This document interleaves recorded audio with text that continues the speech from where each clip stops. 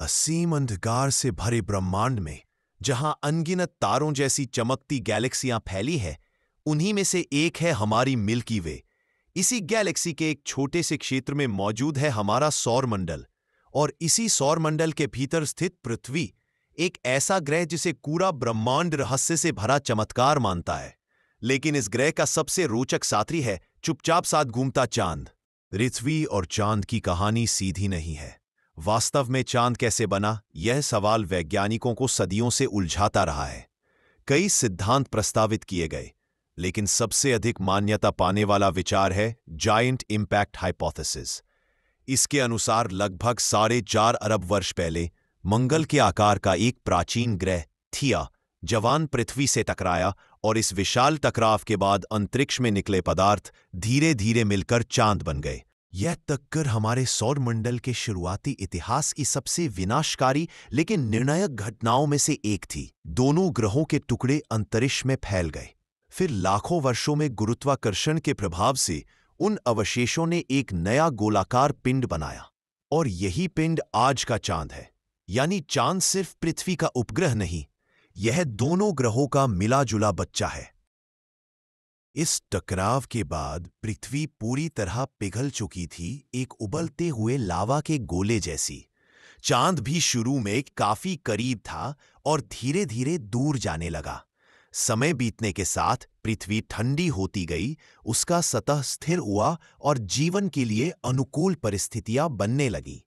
लेकिन चांद की मौजूदगी ने पृथ्वी को सिर्फ रोशनी ही नहीं दी, उसने हमारे ग्रह की स्थिरता भी संभाली। पृथ्वी अपनी धुरी पर झुकी हुई घूमती है, और यह झुकाव ही मौसमों का कारण है। लेकिन यह झुकाव हमेशा स्थिर रहे, इसका बड़ा श्रेय चांद को जाता है।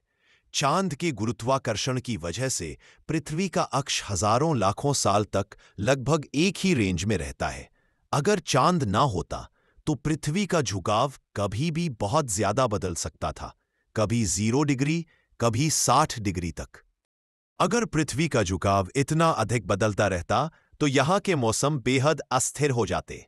कभी ग्रह जम जाता, कभी असहनीय गर्मी होती, और ऐसे उतार चढ़ाव जीवन के विकास को लगभग असंभव बना देते। यानी चांद ने पृथ्वी को एक स्थिर और शांत वातावरण दिया, जिसमें जीवन धीरे धीरे विकसित हो सका। वैज्ञानिक मानते हैं कि अगर चांद न बना होता तो पृथ्वी आज जैसा शांत और जीवन अनुकूल ग्रह नहीं होती। चांद की वजह से ज्वार भाटा बनते हैं, समुद्रों में पोषक तत्वों का प्रवाह होता है, और शुरुआती पृथ्वी पर ऊर्जा का निरंतर आदान प्रदान हुआ, जिसने जीवन की शुरुआत को मदद दी। यानी हमारे आसमान में दिखने वाला यह सफेद गोला केवल एक उपग्रह नहीं, बल्कि पृथ्वी पर जीवन का सबसे बड़ा सहायक है। लेकिन अब नई रिसर्च ने इस पुराने विचार को चुनौती देना शुरू कर दिया है। कई मिशनों से मिले डेटा बताते हैं कि चांद का एक हिस्सा पृथ्वी से निकले पदार्थ जैसा है, लेकिन उसका बहुत बड़ा भाग इससे बिल्कुल अलग है। खासकर चांद का फार साइड, यानी वो हिस्सा जो कभी पृथ्वी को नहीं दिखता, वहां का पदार्थ और क्रस्ट पृथ्वी के अनुमानित इतिहास से मेल नहीं खाते। चीन के हालिया मिशनों से मिले सैंपल बताते हैं कि चांद की उम्र शायद 5.5 अरब साल नहीं, बल्कि उससे भी ज्यादा हो सकती है। इसका मतलब यह हो सकता है कि चांद किसी प्राचीन दौर में ब्रह्मांड के किसी और हिस्से से आया हो, और बाद में पृथ्वी के गुरुत्वाकर्षण में फंसकर इसकी कक्षा में स्थिर हो गया हो। यह विचार पूरी चंद्र उत्पत्ति कहानी को ही एक नए मोड़ पर ले जाता है। चांद के दूर वाले हिस्से पर स्थित साउथ पोल एटकन बेसिन चांद की सतह की सबसे पुरानी और गहरी जगहों में से एक है।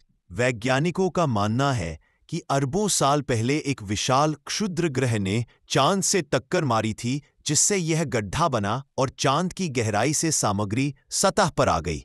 इसलिए इस क्षेत्र की मिट्टी का अध्ययन करने से हमें चांद के अंदरूनी रहस्यों को समझने में मदद मिलती है। चीन के रोवर और लैंडर इस दूरस्थ क्षेत्र की मिट्टी को खंगालते हुए लगातार नई जानकारियां भेज रहे हैं। उनका नया डेटा दिखाता है कि चांद के फार साइड की चट्टानें और खनिज चांद के दूसरे हिस्सों से बहुत अलग है। कुछ नमूनों का वजन अधिक है, रंग गहरा है और उनमें ज्वालामुखी वाली सामग्री भी मिली है। इससे पता चलता है कि चांद का यह हिस्सा एक समय बहुत सक्रिय और गर्म रहा होगा।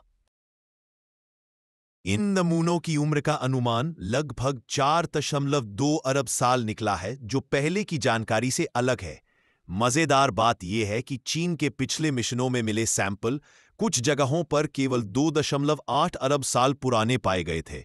इन दोनों में इतना अंतर होने से वैज्ञानिकों को शक हुआ कि चांद के हिस्से शायद अलग अलग समय में बने हो, कुछ पृथ्वी के साथ टक्कर में से और कुछ उससे भी पहले या बाद के समय से।